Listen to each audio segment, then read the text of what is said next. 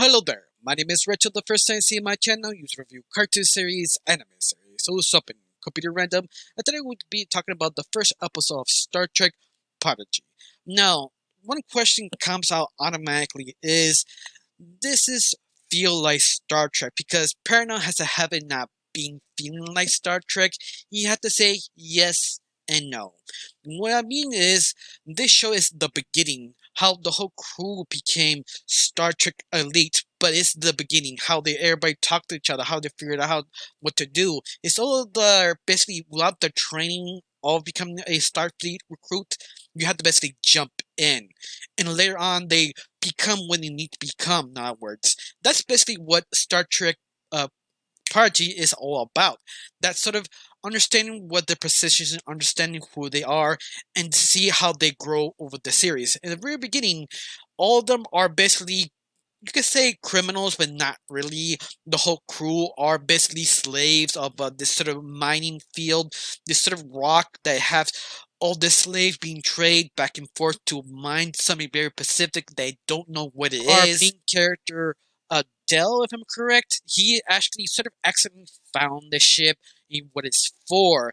It's basically to get out this sort of mining field. But once more, he doesn't know what is the ship for. He just want to get out. In fact, he's the only one who wants to get out anymore because everybody who worked that place sort of lost their hopes, their dreams. They just be okay to being slaves and just dig, dig, dig.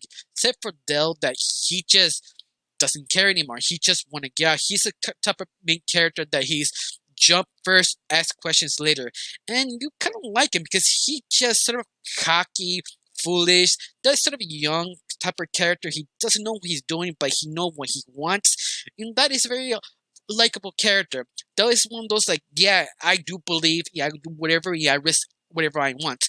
But on top of this, he sort of built this sort of accident relationship with other characters that really he doesn't know how to talk to them, not because he's sort of social inept. Is the fact the translated machines to translate the different cultures are basically removed, so he doesn't know how to talk now or unite other people with him because it's one of those kind of, if you take this off of you, you don't rebel into a situation, you don't know how to talk to each other.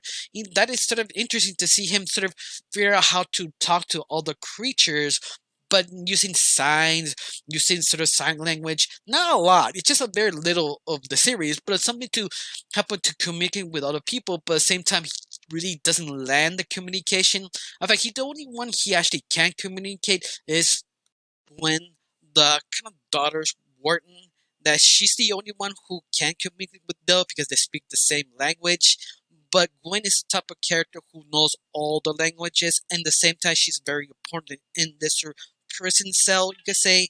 But in problem, she doesn't want to stay either. She wants to get out, but because she's the daughter of the warden, she's basically stuck there for the rest of her life till opportunity knocks, till they'll find the ship and sort of figure out, should we go with them? Should we not go with them? Should we stop them because I'm the warden's daughter?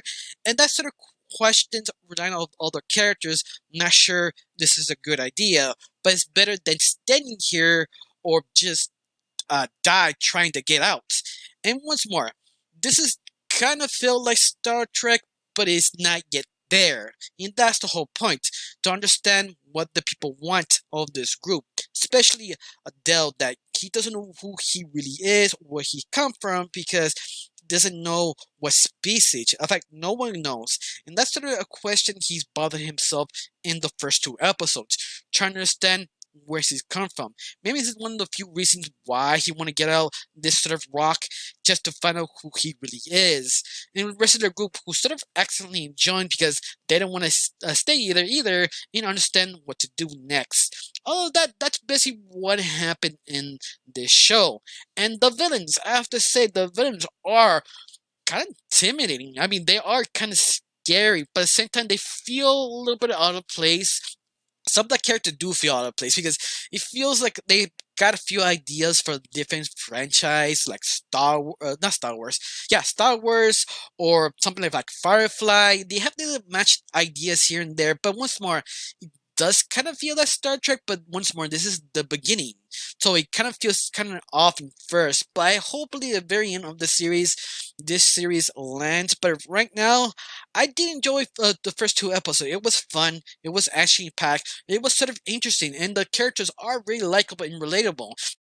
The animation is quite surprising how good it is. The sort of CGI 2D sort of mix, that sort of kind of lighting they use, it's just sort of impressive. There's sort of that kind of grayish kind of feeling that there is no hope, but every time they have a little light, it feels like hope popping out. And I feel that was the whole point they attempted to do, at least the first episode, to feel you finally get in the ship, that light shines them all together to get out to this is our new adventure, this is our dreams and hopes. That I felt it was well executed. Although that I did have a good time. I have one question: do you watch the series? You watch the first two episodes? Do you like it? Do you hate it? Tell me down below. Let me know. I really got nothing else to say. Just thank you for watching. Don't forget to subscribe and have a wonderful day. Bye.